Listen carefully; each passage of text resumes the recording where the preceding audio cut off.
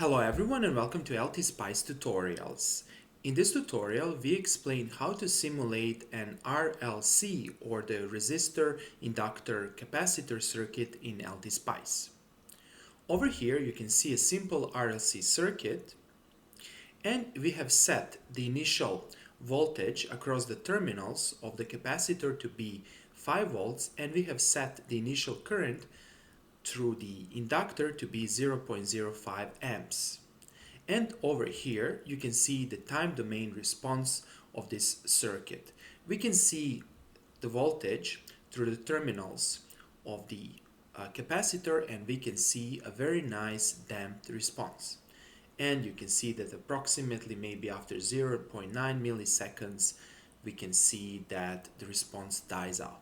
So let's see immediately how this response change if we change the values of inductance or capacitance. So if I click here, I can simply change the value of inductance. So if I do something like this, let's go a little bit extreme, and if I play, you'll see how the response changed. The response is completely different. On the other side, let's see what happens if you change the capacitor value. Over here, if I change this and if I play again, you'll see what happens. This is a proof of principle that this simulation works. In this video tutorial, we will explain how to create the simulation, and in the next video tutorials, or better to say in a series of video tutorials, we will explain how to validate this simulation by using the derivation of the current and voltage through this circuit. So let's immediately start. When you open LTspice, you will see this welcome screen. Then click on File and click on New Schematics. And let's start with modeling. First of all, let's add our capacitor. To add the capacitor, you simply can click here or you can click here and then you can search for capacitor, whatever you like. I will just simply click here. So here's our capacitor.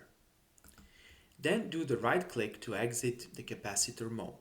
Next, let's add our inductor. Again, you can click here or you can search in components. I will simply click here. So here's our inductor. Then again, do the right click to exit the inductor mode and then click here to add the resistor. And now we have RLC. Next, let's connect these components. You can simply start from here. If you do the left mouse click, you can go like this, then you can go like this, this, and let's connect the inductor to this circuit. You can simply click on the inductor and connect the nodes, as well as this node. Now, over here, we are missing the ground. Don't forget to add the ground. To add the ground, you can simply click here and click here. Then press Escape or the right mouse button, then connect the ground to our circuit. Okay, now we have R, L, and C, and we have ground. Next, let's start adjusting the values of resistance.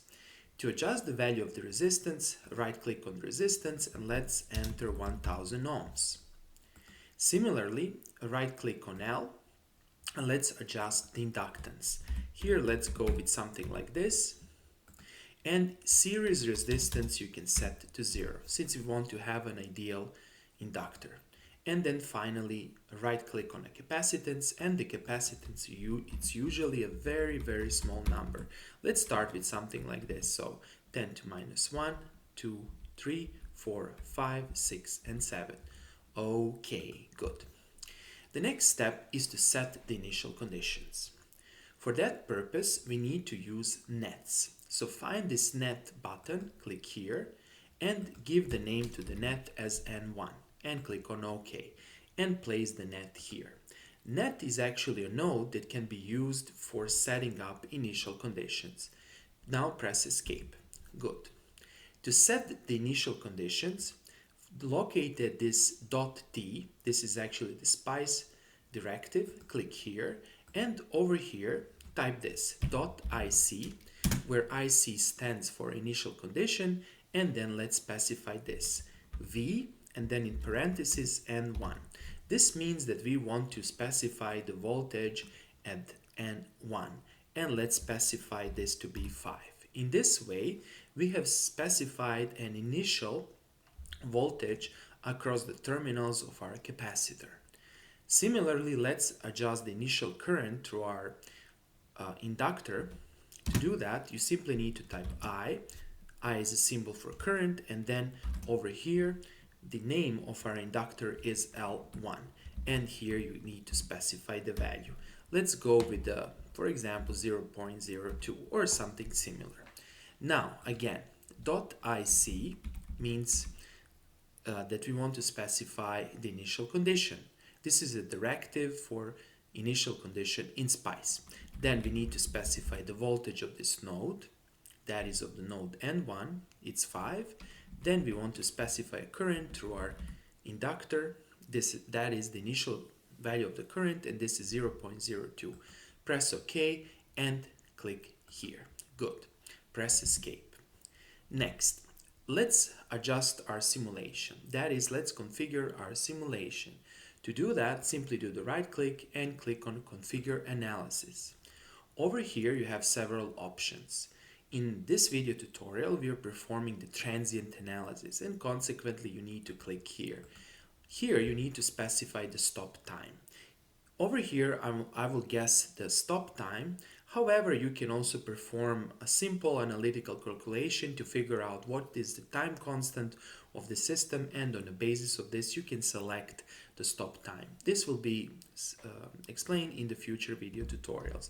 For the time being, let's go with something like this, or let's, for example, go with something like this and click on OK and place it over here.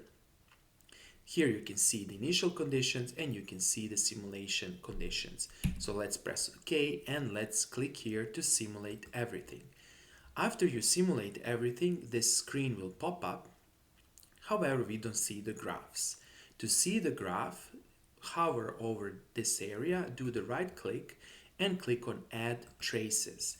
And over here you have several options.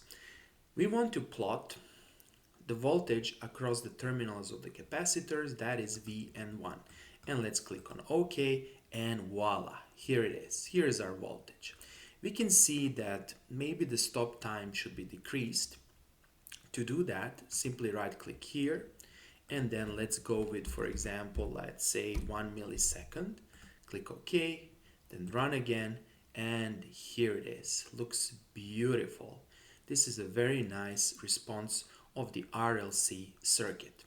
Next, you can do right click over here and you can click on this place cursor on active trace, and you can actually watch this screen as you move over here to read the values of time and voltage, and you can see how everything changes. This is a very useful tool. Another thing you can do here, you can again do this and then place cursor on the active area, and what you actually achieved, you'll have two cursors. Now, these two cursors can enable you to measure a bunch of stuff.